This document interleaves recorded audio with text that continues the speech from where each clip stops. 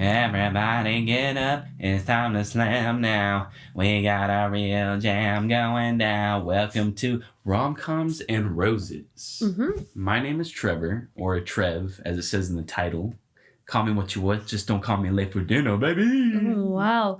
My name is Shannon, or Shan, and this intro has started to grow on me, so I approve. This is like our fourth time doing this now because we've never done a podcast before, so we're running into some technical issues, to say the least. The very least. But hey, we're here and let's get it started. All right. So this show, also, we're lovers. If you don't know, I don't know why lovers I said sounds it, a little scandalous. It is a little scandalous. Yes, but we are in a loving, committed relationship, and we have been for going on 2 years. Yep. And anyway, that is important because this podcast is a podcast in which we analyze rom-coms, romantic comedy movies, and we come to you, the people, and we just kind of talk about them from a couple's point of view, and also from the point of view of two people who are either in the entertainment industry in some sort of way, or want to be, hope to be, plan to be. And then also we determine if these movies are going to get our rose of approval, Bachelor style, even though we don't watch the show. No, we do not. I would never. Are you kidding me? Are you serious? What? I would never watch that show. Look, if you watch The Bachelor... Oh, sorry. Yeah, if you guys watch The Bachelor, like, that's cool. Don't worry about it. That's okay. I'm not judging you. But are you serious? I started watching... The Real Housewives of Salt Lake City the other day, and I gotta say, like, bad TV, it can get kind of addictive. So if you're watching The Bachelor, shout out to my mom. I know you be watching that, girl. It's okay. We forgive you. We love you. And we're here to cater to you with that segment of our podcast. All right. So the movie we got today is a Netflix original film. So we know it's going to be off good. to a great start. We know it's going to be fantastic. To a great start. It's not like they just like put random movies on there or anything. No. Not good in quality. Or is it? It's prestige. All right. So it's this movie called Holidate. Not Holiday, Holidate. Holidate. And it follows... Well, first of all, it stars Emma Roberts and also... Luke. What's his name? Oh my god.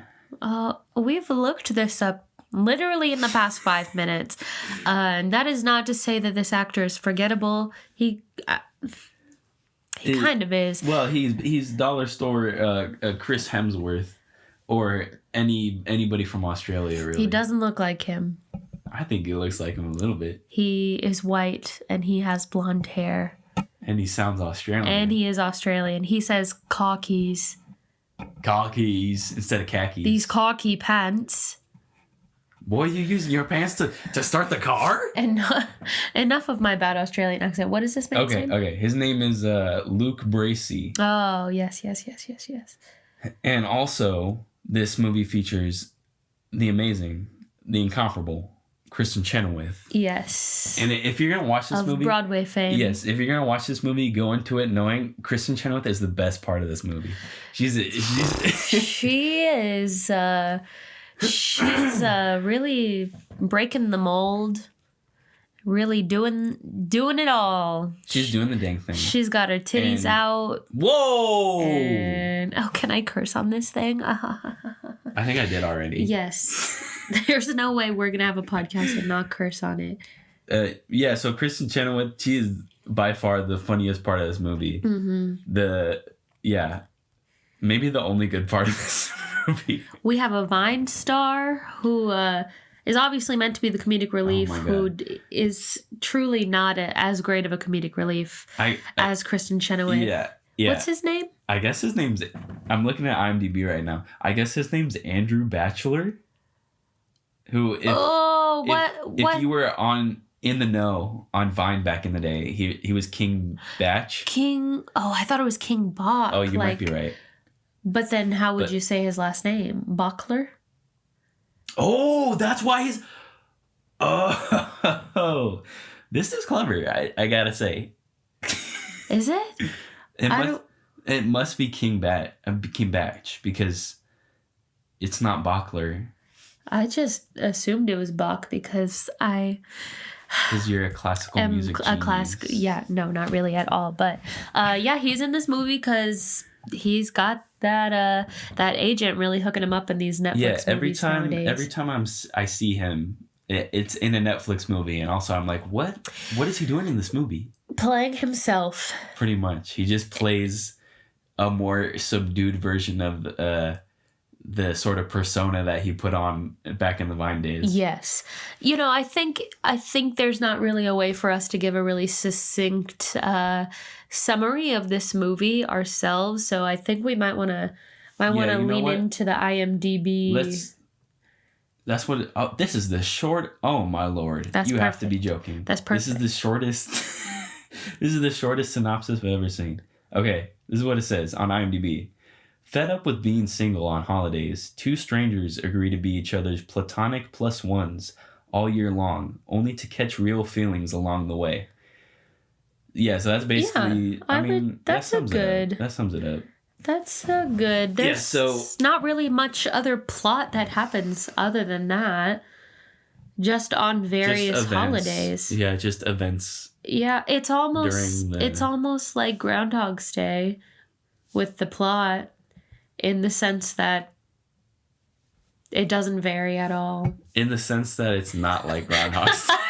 At all, actually. That was bad. It is like many romantic comedies that use this sort of trope where it's like, oh, we're not dating, but we kind of like each other. Well, the thing about this rom-com is she's not like other rom-coms.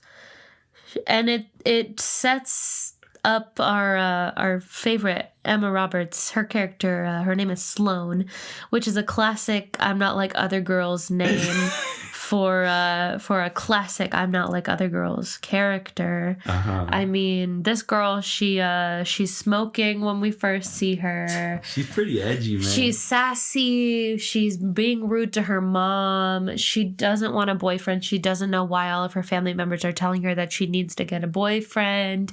She talks about sex and porn and her boobs, and it's just exactly what you would imagine from this type of a character. And yes, she did use Tumblr in 2013. Oh, she was queen of it. She had a lot of followers.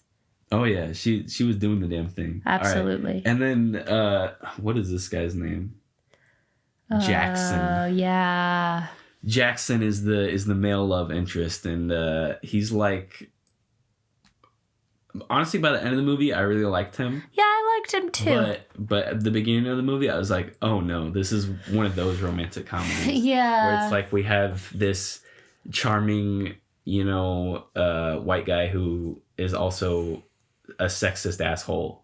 Yeah. For like the majority of the movie. I think honestly we probably wouldn't like this character as much towards the end if it was not this actor, because he's quite charming, and honestly this character has little to no redeeming qualities, and a lot of them are just communicated through his subtext. So good job. Forgot your name already. Luke Bracey. Good job, Luke Bracey. We're proud of you. I thought his character development in the movie was one of the better aspects of it. Please elaborate. Because he starts off, as like a shitty guy, basically. Uh-huh. And then... I don't know where I'm going. And then he's not. How so? Okay, so... At the end of the movie... I didn't want to get into this yet, but this is the... Honestly, like... At the end of the day, I did enjoy this movie because this turn of events has to be one of the best, if not the best, representation of a real relationship in a romantic comedy that I've ever seen. Yeah. Okay, we'll get to that specific event that occurred, but I don't think his character had that much growth. other than developing feelings for this person, I don't think he like stops having those qualities. I think he just likes the girl a little more. I guess so, yeah. I guess he kind of just stops showing the bad qualities, but there's not really any indication that he's actually changed. Yeah. Something And like she sucks the whole time. Oh my god. She sucks the whole time. The amount of... Can you tell me who this was written by? Was this written by a man? No, it wasn't. What? Tiffany. This was written by Tiffany Paulson, who, if you know anything about Tiffany Paulson, which I'm sure you don't, she also wrote the Nancy Drew movie from 2007. Oh, we got another Emma Roberts movie. Oh my god, yeah. I didn't even realize that. Incredible. Okay, so this was written... Wait, sorry, hold on. I'm sorry to interrupt you. That's okay. The director of this also directed... His name is John Whitesell, and he also directed my favorite movie, Big Mama's Like Father, Like Son. Yeah, okay. It really adds up. It really tracks. Well, Tiffany, who wrote this movie, I just gotta say, you've thrown a lot of words like slut shaming, slut, whore in this movie, and for what? You did this for what? Cockamamie. Cockamamie. Is that the word? She just wanted somebody to say the beginning part of that word in her film. Well, they say that plenty of times. They say the word cock plenty of times in this movie. Along with other words that probably don't need to be in the script. Yeah. It really, I cannot stress enough that this character is not like other girls. And we kind of throw around the idea of slut shaming in this movie. Not even really in like a virtue signaling way. It's kind of like in a mocking way, which, we always love to see. Movies in 2020 making fun of these concepts that we But now... if it's gonna be any movie, it's gonna be Netflix original romantic comedy. Yes, starring all white people and their one black friend. No, what about Farouk, my favorite character? Oh, I forgot about Farouk. How could you forget about Farouk? He's cute. Okay, we need to go into a little bit more detail here. So we have Sloane. She comes. We start on Christmas, obviously, the ultimate holiday. So we start on Christmas, and we meet Sloane, and obviously her mother is trying to set her up with somebody, and doctor has moved in. Has moved in next to her mother, and this doctor's like a young, nice man, and his name is Farouk, and she's trying to set them up, and he seems perfect, this guy, Farouk. He shows up in future holidays, and she's like, I'm not interested. No, mother, what the hell? But the mom keeps inviting him to their family parties and family functions, and this man has nowhere else to be.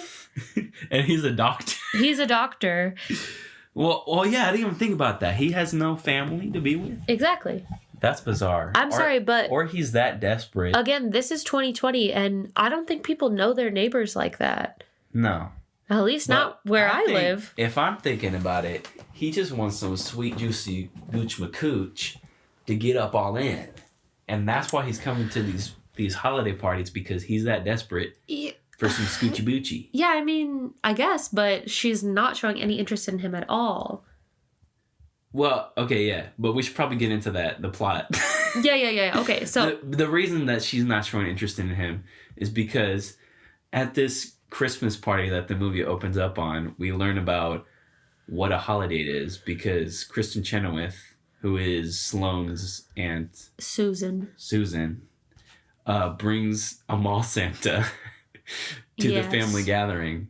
Yes. And when Sloane asks her about it, she finds out about the idea of a holiday, which is just somebody who you date for the holidays, even though it's like a completely platonic thing. Classic. Because you have to have a date on the holidays. Yeah, so nobody bothers you. Nobody bugs you about it. Are you dating anybody? Right. When are you going to get them? When are you going to tie the knot? Right. Right, so she finds out about that, and then she runs into Jackson, the male love interest here, who Jesus Christ. I can't speak. Okay, she runs into Jackson at the mall, and then she barges into his conversation at the mall. She barges into. He's trying to return these damn car key pants. My car keys. And she is like, "Hey, buddy, some of us have to do things too. Whatever." And then fucking Space Buns McGee behind them is like, I'll give you a pretzel coupon and some cash for your pants. And they're like, yeah, okay, fine, whatever. Let's go get this pretzel together, stranger. Yeah, that was weird. It was weird. Of all the contrived meet cutes, this was hardly a meet nor a cute. No. It was neither. We're both mad and upset. Let's go have a pretzel for no reason. Yeah. And then talk about being upset that we don't have a significant other during the holidays. Yes. And then boom, we're going to kick off this whole Holidate thing. And then basically everything follows after that. Stuff just basically happens in this movie. Yeah. There's really no, like, it just follows a year with these two people. Yeah. And stuff just happens. There's just like, it's just, let's go, jokes. That's it. Yeah. It's just, hey, it's another holiday. Sloane, she's still not like other girls. Check. And this dude, what is his name? Jackson. Still an asshole. Jackson, and they still don't care about each other. And wow, how convenient for both of them. And then the weirdest one to me was we cut to Mother's Day, right? And they're just like at brunch with Sloane's mom. Mind you, Sloane has siblings. Like, there are other children who should be at this Mother's Day brunch, breakfast, celebration, whatever it is. To be seen. And Jackson is just like there eating with them at this like fancy restaurant. And she's like, why are you wasting my daughter's time? And he's like, we're going to go have sex in the bathroom, Mom. Let's go fuck. And they don't. No. Famously. She just very aggressively grabs his booty hole. She really digs in there. She really does. She goes gold digging inside of his asshole. No, she just grabs his butt and walks away. And that is what happens for 90% of the film. Yeah, pretty much. No, I won't say 90% of the film. I'm gonna say a solid 60% of the movie. That's what happens. Okay. And then like midway in the movie, you're like, okay, so where's this going? Right. And then we get into like the actual romantic part of this comedy. Okay, so we cut to 4th of July. And this is where things really start happening because Jackson blows part of his finger off. Let's backtrack for a sec because I wanted to bring this up. Okay, let's backtrack. Because we have Sloane, who's not like other girls. Uh-huh. And then during this New Year's Eve party, this movie reminds you that this romantic comedy is not like other romantic comedies. Mm-hmm. And then it goes into this. This is like a more recent trope that I hate. And the only movie to like, I think this happened in Crazy Stupid Love with Emma Stone, where she like talks about romantic comedies in a romantic comedy. Oh, yeah. That happened, right? Probably. I think so. That sounds like that movie. Yeah. Which is I love that movie. That movie's amazing. I love that movie too. We should definitely do an episode on that movie because there's a lot to talk about with that movie. Yeah. And it's all good stuff. Yeah. But they just start talking about romantic comedies and how like they don't like them in this romantic comedy. And this is a scene where the performances are high school improv troupe levels. I I truly am not over exaggerating when I say that the best line deliveries in this movie came from a child. Hey, come on, Who played the niece. Yes, okay, Kristen Chenoweth is always fantastic, but she was obviously not meant to be a serious character in this movie. Yeah. And this little girl delivered the best lines, better than anything Emma Roberts did in this entire movie. Wow. She was going back to her Nickelodeon days for this one. Yeah. To Unfabulous. So she's sitting here and she's like, rom-coms are stupid. There's always a reason why, like... The stars can't be together. Whatever. And if Ryan Gosling came and did the Dirty Dancing dance with me, then I would obviously go date him. And then which, by the way, is for some reason important and gets brought up later, specifically the part about Ryan Gosling. But then we cut to them actually doing like the Dirty Dancing dance, which is that is difficult. That is a hard thing to do, and this club of people just like makes room for them on the dance floor, and then without any training, and with her like walking, like limping towards him, they're able to do this. And on top of that, don't forget the joke of this thing, the punchline. Titties. Her boobs fall out of her dress. Poopy. Poopy. Oh, sorry, that's later in the movie. No spoilers. Oh my gosh, I forgot about that. That's my favorite part. Oh no. Okay, so 4th of July.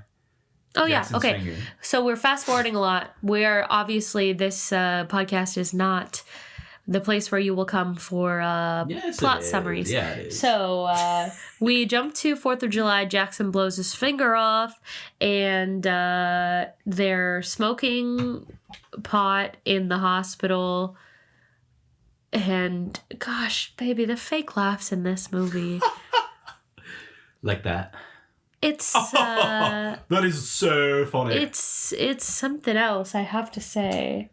This scene was particularly special for many reasons. One, because Emma Roberts cannot act high. No. First of all, she can't act in this movie. No. And then she definitely cannot act high. No. Or drunk. For the Cinco de Mayo scene. Oh my God. That's not important. Well, it's kind of important because after Cinco de Mayo, they're like, oh my God, we might have actually had sex. We don't know if we had sex or not. I know if we did. What? Us. Me and you? Yeah. We're celibate. What? Just kidding. No, we're not. We don't need to get into our sex life. Well, anyway. Basically, we don't know if they had sex or not. They don't know if they have sex or not. Mm-hmm. So this hospital scene is like the big turning point. Right. For the romanticism in this movie. So, I guess I don't even know. Like this scene actually, thinking about it in the grand scheme of things, is really not that important either. Well, okay, so it kind of is because they're at the hospital. He gets his finger put back on, whatever. But the point is, she brings him home to his apartment and like. Wait. Before that, I'm remembering now why this scene is important. She is poorly acting high and is touching all over Farouk. Oh yeah, Farouk is the doctor, of course. and then Jackson is like, huh? What? And Crikey, that's my girl. And all of a sudden he has feelings. So then, you know what I'm talking about? Yeah. This part? Yeah. So then she brings him back to his apartment. Yeah. And she's like, the deli's gonna deliver soup. Here's your medicine. Whatever. And then and she called his mom. Oh, and she called his mom to tell her that he had an accident, but she didn't answer or pick up the phone. I don't know. So she touches him on his sling arm because he has his arm in a sling because he got his finger worked on. Something like that. I don't know. And then he touches her hand, and then they're like, I'll make love to you like you're my metal. And then cut to the next day, and they're both telling their respective character foils that they have feelings for each other. Yeah. I just realized there's like a big thing that we forgot to mention. The ex-boyfriend, the French guy. Oh, he doesn't even really matter. But I want to bring this up because we have a segment called Somebody Wrote That. Somebody really wrote that. There's a scene. Oh boy. There's Did you write down the line? Yeah, I wrote it Thank down. God. There's a scene in this movie. Oh, I remember the one. Okay, so basically the setup for the scene is that it's Valentine's Day. Sloane still doesn't have a real boyfriend, and she goes to a candy store to gorge herself on candy because, as we know, that is what women do. That's what quirky girls do. That's definitely what all women do on Valentine's Day is gorge themselves on candy. Because you have to distract yourself from your sadness. Right. Because you need men so desperately. Yeah, famously. Please know that I'm joking. No, he's serious. Whoa. Hold on. I'm kidding. We're both feminists here. Don't you worry. Okay, so anyways, the setup... Also, this film does not pass the Bechdel test. Now that, not even. Since I'm thinking about it, carry on.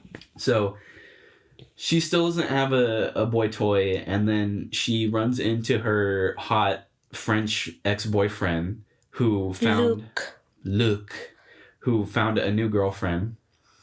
Felicity. And when he introduces Sloane to this new girlfriend...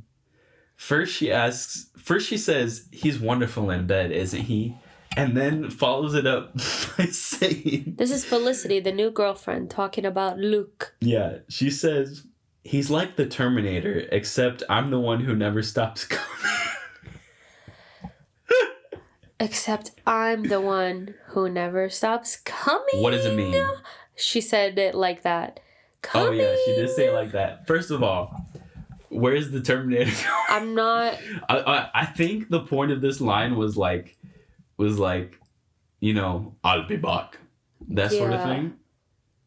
So I've never even seen the Terminator, and I knew that it was... How dare you say that to me? I'm sorry, you guys. I really had to get that out in the open on our first podcast episode. But, yeah, I couldn't even pretend like, oh, maybe I just don't get that reference. Like, I could tell. Even as somebody who has seen every Terminator movie and the first two multiple times, it does not make a single bit of sense. So if somebody somewhere listening to this... Wait, I get it now. Oh. Okay, wait. So background for people who haven't seen Terminator 2. The T-1000, who is like... Maybe if you haven't seen Terminator, you've seen like the cop Terminator who like is chasing after a car. No. And like, okay, who like is metal guy. He like can shapeshift. He's the one in Wayne's World who pulls over Wayne. Oh, okay. Right. I like how that's the only reason you know what I'm talking about. Got it. It's that guy, and he's always chasing after. He's always looking for what's his fucking name? Not Sean. What? John Connor, who's like the chosen one in Terminator. And he's always chasing after him. So she's always coming, like nutting, but coming like the Terminator is running. That is that's a very convoluted.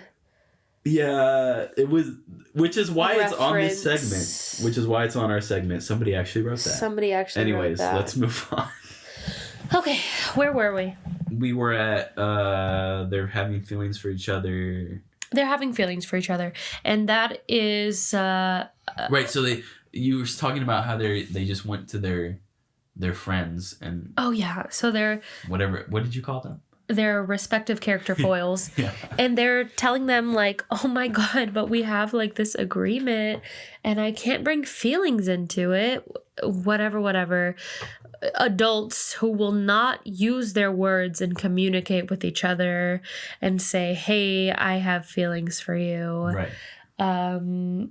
Which, you know what? I get it. We didn't really do that right away when we were first getting together. Games. We played all the way through Monopoly. Yeah, we did. We definitely did. We passed go and collected $200 many a time. But regardless, we used our words in the end, and we use our words now. They used their words in the end. Yeah, but in this moment, they were not using their words and telling each other that they liked each other, that they had feelings for each other, whatever. Because it could jeopardize their Holidate situation. Yeah. And that's all you need to know for, the next 30 minutes of the movie. Honestly, I cannot remember what happened between... What's the next holiday after 4th of July? Oh, we already talked about Mother's Day. Wait, Mother's Day? Wait, when is Mother's Day? In May, I believe. Oh, so that was before. Mm-hmm. So... What is after? Oh, they go to the brother's wedding. They go to the brother's wedding. Wait. Yes. Yeah, it was on Labor Day. No. Wait. Does this movie even follow actual time? Yeah. Because wait, didn't they have sex before the wedding, and that's why they were like with other people?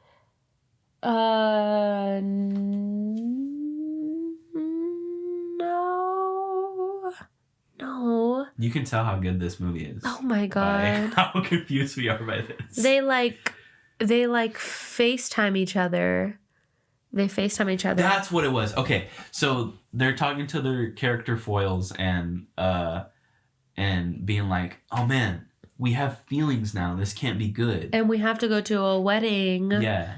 So then because for some reason he knows her brother. Only because of her. Which... No, they knew each other previously. Right. That's right.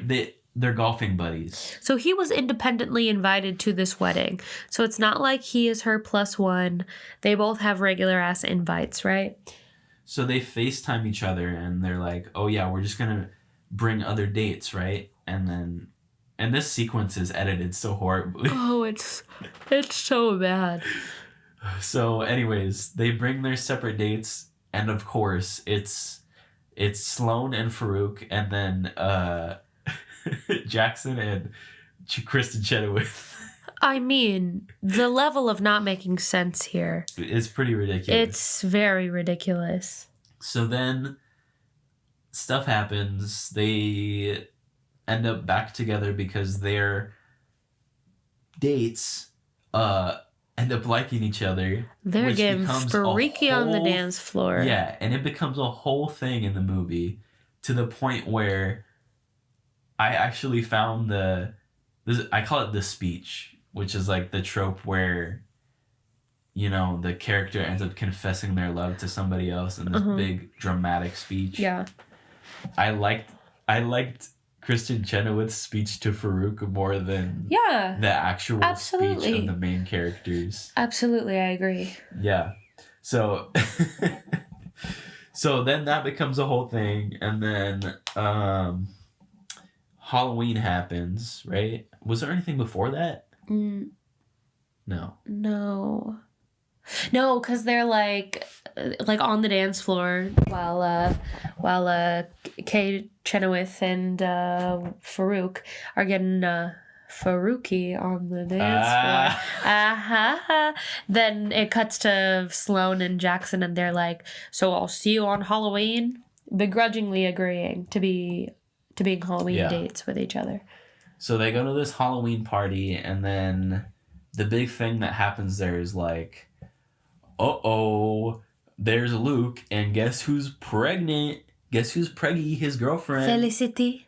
Felicity's pregnant, and then Sloane is like, "Oh my god, this is terrible." So, first of all, also, the big part of... and we're getting to my favorite part of the movie right now. Oh, goodness. Anyways, part of the scene, they make a point to show you that Sloane is taking antacids. For what? For what? She has tummy problems. Okay. My stomach hurt. her sister gives her an antacid, and she's like, here, take another antacid. And I was like, are these fucking shrooms or something? Like, is that what this is going to end up being? Wait, before we get... I guess I already said she's pregnant. Anyway, she's upset. And so she leaves the party with Jackson. And he's going to go be nice and take care of her and stuff. And then they cut back to the party when they're about to go into the apartment. And... Kristen Chenoweth's character asked for some antacids because she has stomach problems too. I guess got IBS in this family. Yeah. And lo and behold, those weren't antacids. They were poopy pills. They were laxatives. So then... I mean... Sloane is in this like tight corset. So she's like not gonna be able to poop, I guess. She's in a skirt. She could have pulled her pants down. How come you can't poop in a corset? I mean, I guess it would be uncomfortable, but in my mind, a corset is squeezing you, right? Yeah. So that's gonna squeeze the poop out easier. That's not exactly how a corset works, but that is how the human body works. Yeah, sure. I will give you that one. So she's like, her tummy is like,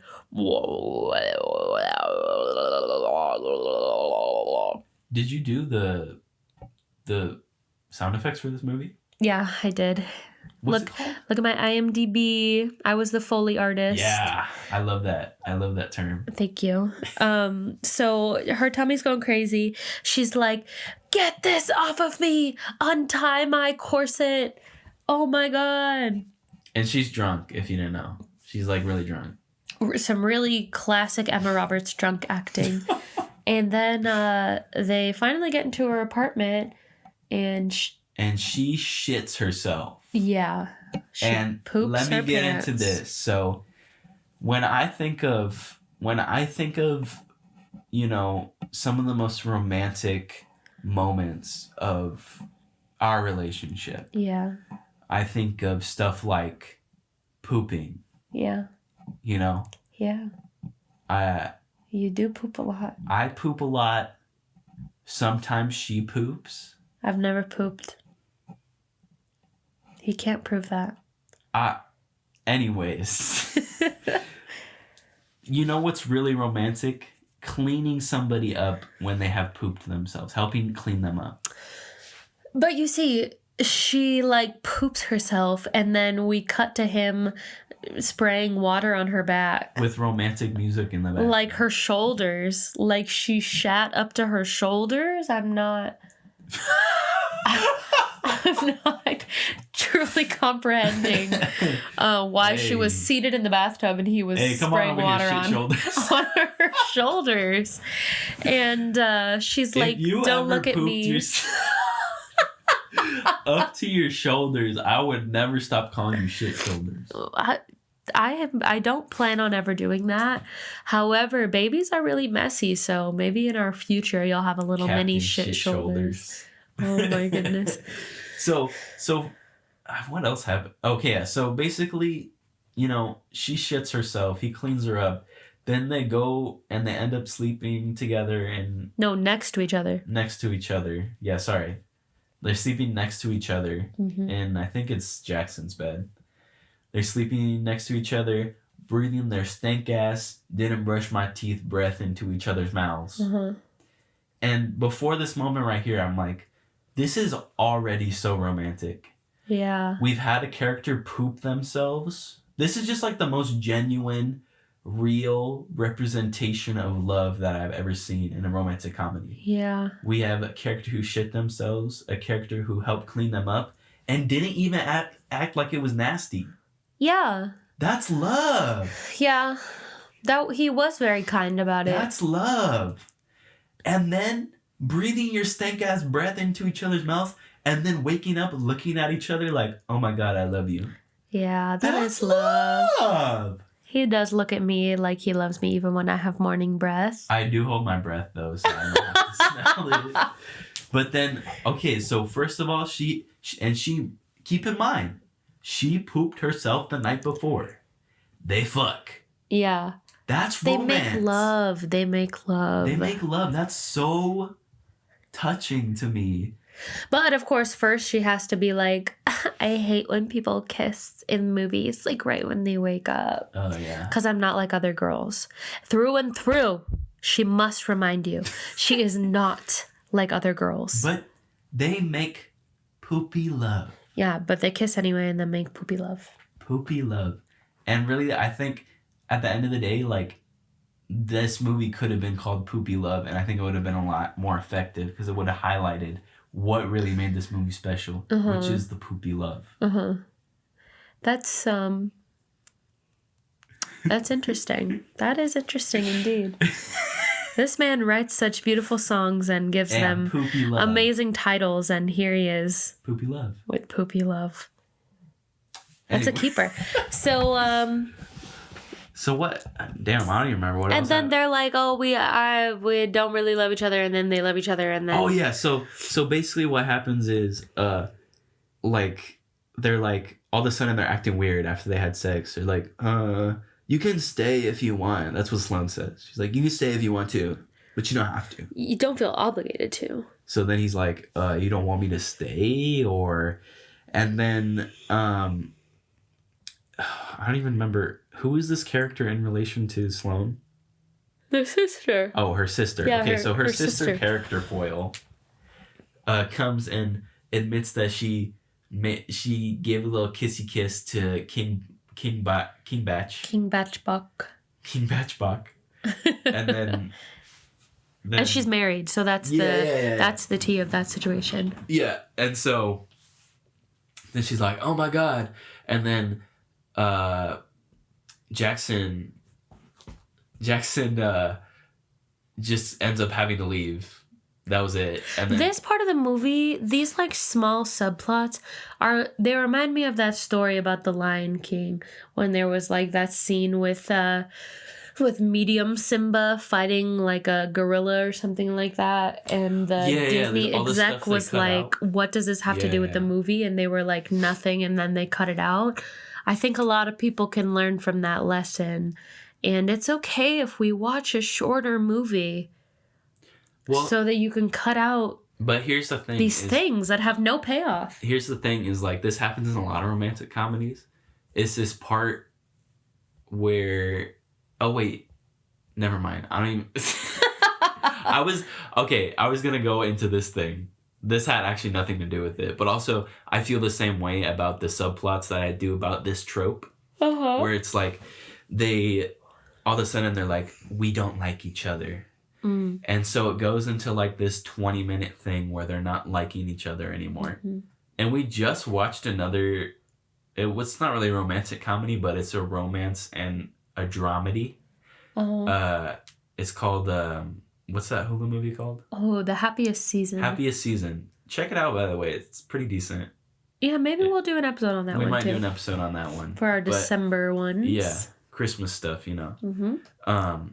But they also have a whole sequence where they're like, oh, we hate each other, but then we still are going to end up together at the end. And it's just so predictable and time wasting. Yeah. And most of the time it's not enjoyable to watch. It's just really frustrating to watch. Yeah. Especially in this movie because of how self-destructive Sloane's character is. Yeah. It's so annoying to watch. I mean, okay, I guess when I said earlier that Jackson did not have any real character development at all, I guess he had a little bit because he at least was willing. Right. But he still bring that up. Didn't say, like, I like you. Like, I want to be more than, like, just holidates. Like. Okay, let me ask you this question. Okay.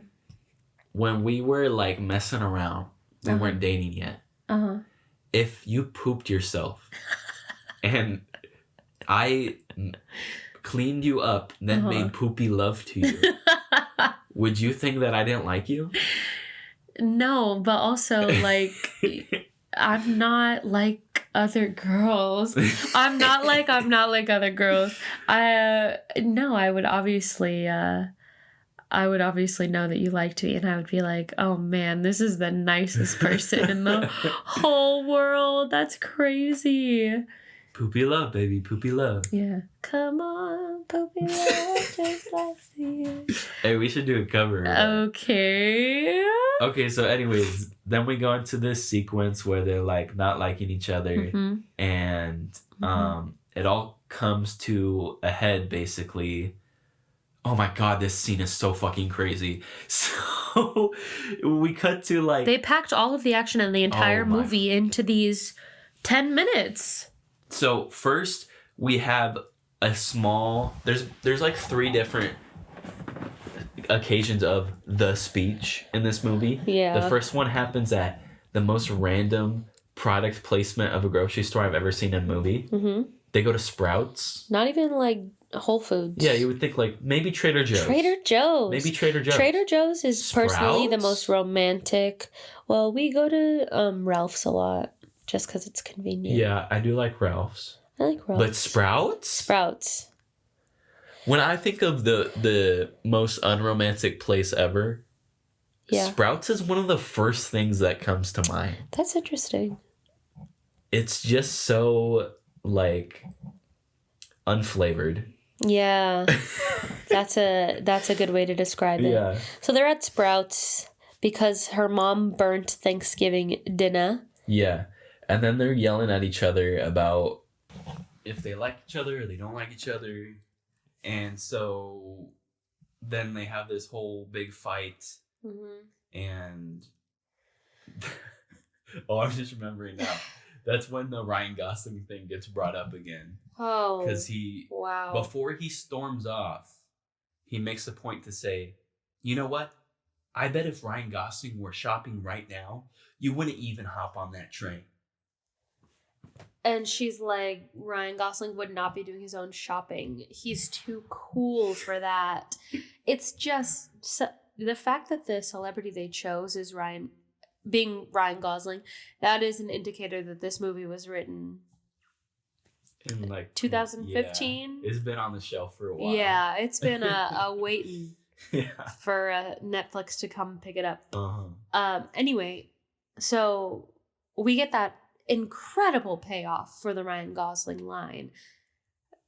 Just really glad that we were holding on for that one. And then we go back to the house, and everybody's mad at Sloane because she just keeps throwing away things that are good for her. Uh-huh. And then the holiday that Kristen Chenoweth brought. Her first age-appropriate. Yeah, her first age-appropriate one. Who she can't remember his name. His name's Wally. No. What? Yes, it is. Oh, yeah. What does she keep calling him? Warren or something like that? Walden, I think. I think you're right, Warren. Anyways, it's not important. That's not okay, anyway. So, what happens here is first everybody is mad. And that goes on for like a minute. And then all of a sudden, boom, Wally starts having a heart attack. It's like, damn, the play that went wrong. The way this all just, a domino effect of craziness. Yeah. Sloane talks about her sister's affair.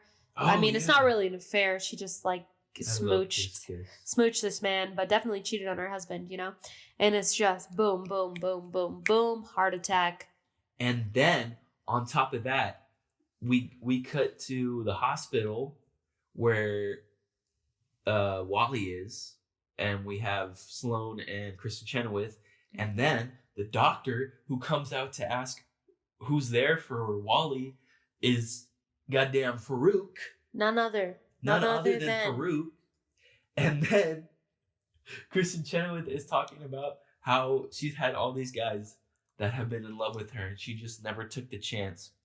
And then before Farouk walks away, she goes and has the second occasion of the speech and confesses her love to Farouk. The best rendition of the speech. Yeah, this is the best. It was actually pretty good. In her little Kristen Chenoweth Galinda voice, she goes in front of all these people at the hospital who frankly have no reaction at all. She goes, I fucked up. And Farouk with his little baby face. We neglected to mention that there is an obvious age difference. It's like a ridiculous age gap. It is. This man, like, definitely comical. Definitely just graduated from med school. Yeah. The babiest face you have ever seen. So then they're like making out in the hospital. He's got lives to save. It doesn't matter. Also, the fact that this is the only occasion of the speech where somebody says, I love you. What? Oh, yeah. The main characters never say that they're in love with each other. They say, I have feelings for you. Yeah. That's the big moment is Emma Roberts saying that she has feelings. It's not, I love you. Yeah. Here's the thing about this scene with like Kristen Chenoweth having this kind of character development is it's obviously supposed to be like, oh, this character was like the person in Sloane's family that she related to and like was maybe her role model in a way, and that's why Sloane isn't really able to commit. But look, this person was able to like fix her ways and like get over her commitment issues. So now maybe Sloane can do it too. Yeah. It would have been a perfect opportunity for that kind of a situation, but that relationship was not set up in that way in the first place. So that's true. I didn't even think about that. As much as I really enjoy this moment with Aunt Susan and Farouk, it's like, what again?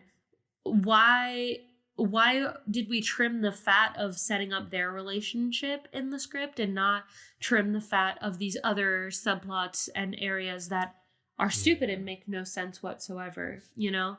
Because there could have been some good payoff here and we didn't get any of it. But they just prioritized the terrible jokes instead. Yeah. Thanks, Netflix. So then Sloane is like, all right, you know what? Even after all this, I'm giving up. And then she's at the mall with her family. Uh-huh. And no, she goes to his house, but she chickens out. Oh, that's right. Yeah. So she goes to his house. He walks right past her. Ugh. Like he's right behind her. And she could have just turned around. He's by himself. Like there was no reason for her not to say something to him. So then she locks eyes with him on the escalator at the mall. And then everybody with her is like, oh my God, it's fate. And what does the little girl say? The little girl, my girl, best line delivery in this film. She says, Aunt Sloane, the world is giving you a moment. Don't fuck it up. She has a RuPaul moment where she says, and don't fuck it up. And that was really moving. That was powerful. It was very powerful. So then we have this insane scene where she just assaults a bunch of people going up on this stage where there's like a choir and stuff. And she gets on top of course, right when she's going there, Santa gets up to help a child back to their parents. So he's not on his chair. She stands up on the chair and is yelling for Jackson. And oh boy, there's a choir next to her. And they go, Jackson! They in perfect harmony. This like gospel choir. Hold on, ready? 3. Wait, what's our key? What note are you gonna sing? Ah! Okay, I'm ready. Okay, ready? 3, 2, 1. Jackson! Sure. Anyway, so they sing his name, and he slowly turns around, and she's like,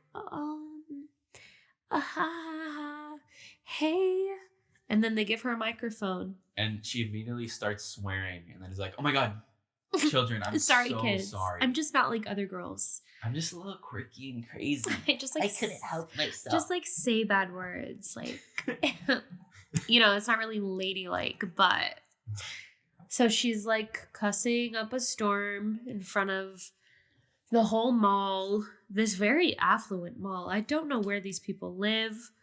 I don't know why there's a choir performing in the middle of the mall. In the middle of a pandemic? No masks. No masks. There is a reference to masks. Yeah. which was kind of ironic. Yeah. I mean, this movie was not filmed during the pandemic. Wasn't. Like, I will put that out there. But I can't watch a movie now where people are in public spaces without being like, oh my God, why aren't they wearing a mask? Seriously.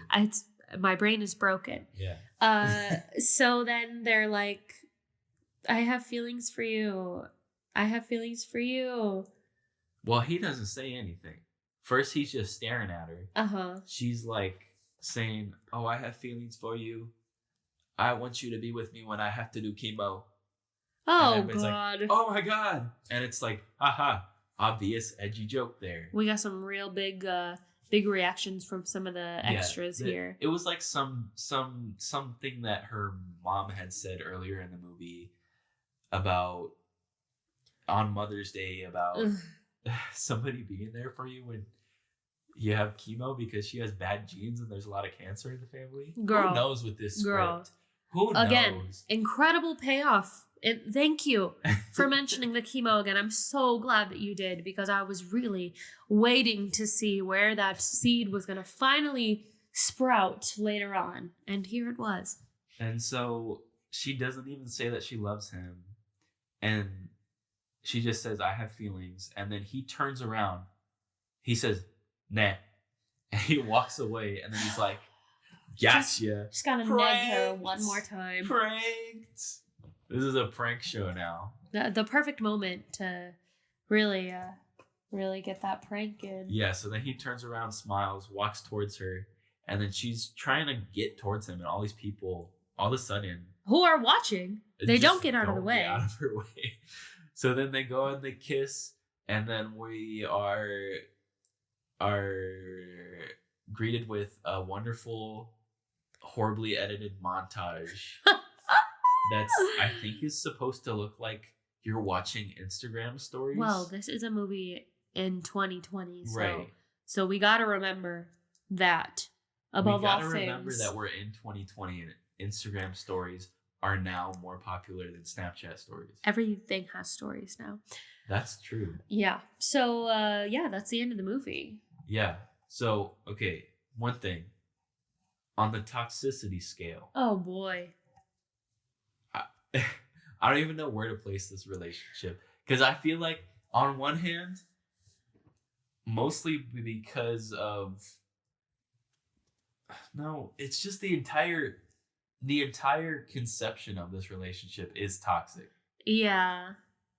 But then Poopy Love comes into play. Poopy Love, that is a good moment. And once Poopy Love happened, I was like, maybe this isn't a toxic relationship. But then you have Sloane, who just was not going to do anything. Right. I think the toxicity level of this couple, it remains undetermined because we don't actually see them as a couple. They were definitely in a precarious situation that they put themselves in, but they eventually got themselves out of it. Yeah. I'm gonna give them a Lunchables chicken nuggets on the toxic scale. Okay. And what I mean by that is like, these could be toxic. Yeah. But they are delicious. Okay. I'm gonna give a Hall's Defense cough drop because you feel the acidity, the toxicity right away on your tongue, but then it kind of melts away into some sweetness. That's a good one. Thank you. They're just right here. If you can tell, I'm not fully rehabilitated yet, so my voice does not normally sound like this. It doesn't? No, and you will soon hear my dulcet tones in the future. Ooh, dulcet tones. Yes, like that. I have a beautiful speaking voice. Oh, wait, we have to determine if we would give this movie our rose of approval. Oh. Well, I'm going to let you go first because I'm honestly still thinking about it. Because I kind of like this, even though it was not good, I kind of like this movie. I really have to consider my priorities here in movies that I really want to give my rose of approval. And those movies are gonna have better representation of women, and are not gonna feature the idea that these not like other girls are what we should all be striving for. So the Holidate does not get my rose of approval. For me, I'm gonna go somewhere in the middle. Okay, so yes, this movie is getting my rose of approval, but the rose of approval shitted its pants and did not wipe. What the hell? It did not wipe. Why did it do that? Because that's Poopy love for you. That's Poopy love, baby. Thanks, guys, for tuning in this week. I mean, thanks for listening. I'm sorry this was the first movie we chose. I'm sorry this is the first movie we chose, and also we obviously don't know what we're doing yet. But we're gonna get there. So stick with us. I hope you guys enjoyed, and stick with us, and hopefully it will get better. I promise it will. It will. And we'll see you guys next week. Or we'll see you next week. You'll hear our voice. No. Bye. Love Podcasts you. are a visual medium, famously. Bye. Okay. Bye. Love you.